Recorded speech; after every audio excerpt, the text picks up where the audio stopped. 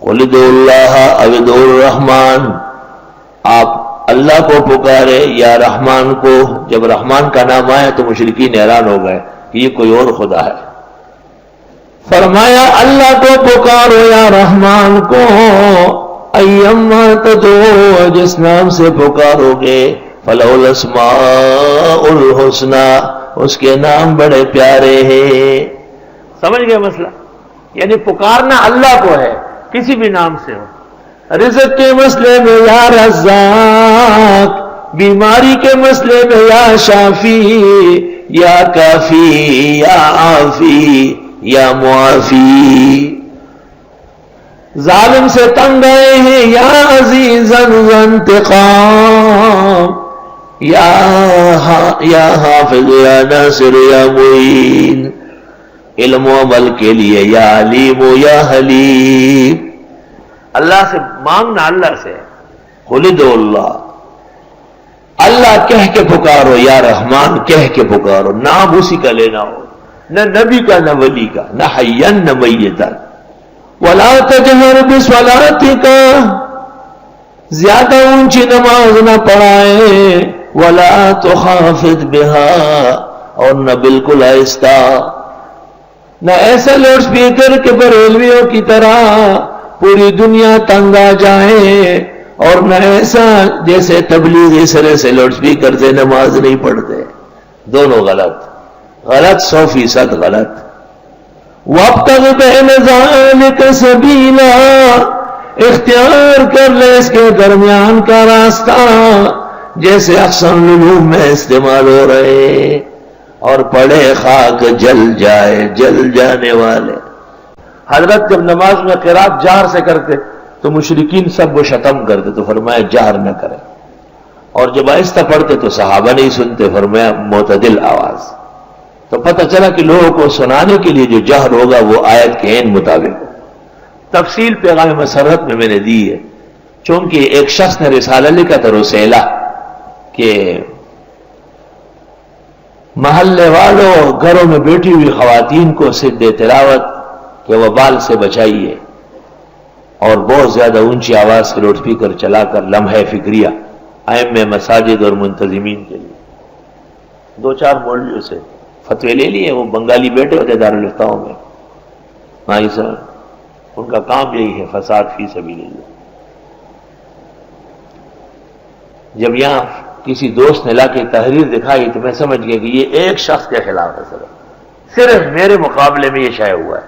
میں نے الفور ایک صفحہ شائع کیا، اسی لڑکے کے ہاتھ میں دوبارہ دے دیا، اور اس کے اوپر لکھا خناس کے وساوس سے بچیے، اور نیچے میں نے لکھا بس 7-8 دلائل الفور لکھی۔ وہ بٹ گیا اور رسالہ تو ختم ہو گیا، لیکن رسالہ لے کر کے میں اگلے دن استاد محترم مفتی ولی احسن صاحب کے گھر گیا۔ میں نے کہا یہ ایک رسالہ شائع ہوا ہے، اور رسالہ تو میں ایسا ہوا میں اڑا دوں گا اس کو، مگر آپ درمیان میں دستخط آپ کے۔ تو فرمایا میں نہیں کر رہا تھا، ایک مولوی کا نام لیا، مولوی عبد القادر کا تھا، اس نے مجھے مجبور کیا تھا، میں جانتا تھا کہ یہ کس شرارت سے لکھا گیا ہے۔ فرمایا اس کا رد کر لو۔ حضرت نے قلم نکالا کہ میں نے کہا ایسا نہیں، آپ اجازت دے دیں تو میں اس کا رد کرتا ہوں، کا رد کر لو۔ میں نے رد کیا اس کا، پیغام مسرت تیار ہو گیا۔ مناسب موقع ڈھونڈ رہا تھا کہ حضرت کو دکھاؤں۔ عمرے کا سفر پیش آیا، رمضان شریف میں حضرت میرے کمرے میں تشریف لائے مسئلہ میں، اور فرمایا کہ کیا ہوا اس رسالے کا؟ میں نے کہا ہو گیا حضرت۔ کہا ہے یہاں؟ میں نے کہا لایا ہوں۔ میں سنانے لگا، حضرت پھوٹ پھوٹ کے رو دے رہے، اور دیکھیں گے آپ حضرت نے مکہ مکرمہ میں اسی وقت تقریر لکھی، وہ تقریر اس کے ساتھ شائع ہے پیغام مسرت میں، کہ میں نے عصر کے بعد مکہ مکرمہ کے قیام کے دوران مولانا کا رسالہ دیکھا، جس میں ایک مسئلے کی وضاحت کی گئی۔ رسالہ ادلہ اور براہین سے مزین ہے، اللہ تعالیٰ اس سے متلاشیان حق کو روشنی نصیب فرمائے۔ اور پھر ایک نیا فتویٰ بھی جاری کیا، وہ بھی اس کے اخیر میں لگا ہے۔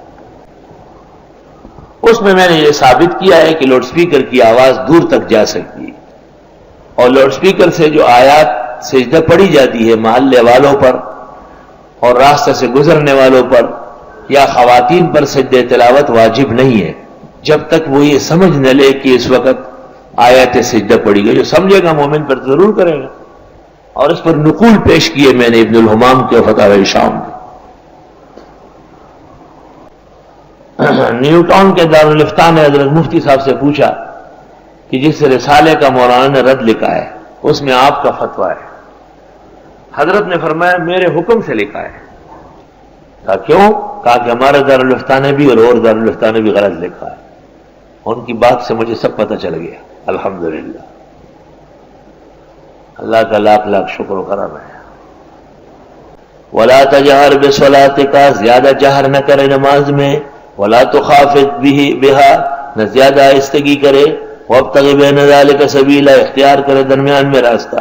وقل الحمد للہ الذی لم یتخذ ولدا، آپ فرمائیے حمد اللہ کے لیے جس نے بنایا تک نہیں کسی کو اولاد، نہ عیسیٰ بیٹا، نہ عزیر بیٹا، نہ ملائک بیٹیاں.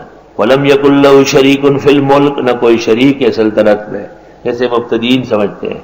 ولم یکن لہ ولی من الذل، نہ اس کا کوئی دوست ہے عاجزی کی وجہ سے. دوست ہے لیکن محبت کے لیے.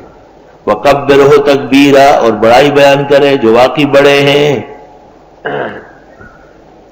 سورۃ بنی اسرائیل مکمل ہوئی اور اس میں 4 مسائل کی وضاحت ہوئی کہ تکفیر باللہ یا تکفیر بالآیات، تکذیب بالآیات، استہزاء بالآیات اور اخراج الرسل 4 وہ امور ہیں جن کا مرتکب مستحق کے عذاب ہے، جن کی تفصیل سورۃ بنی اسرائیل میں آئی.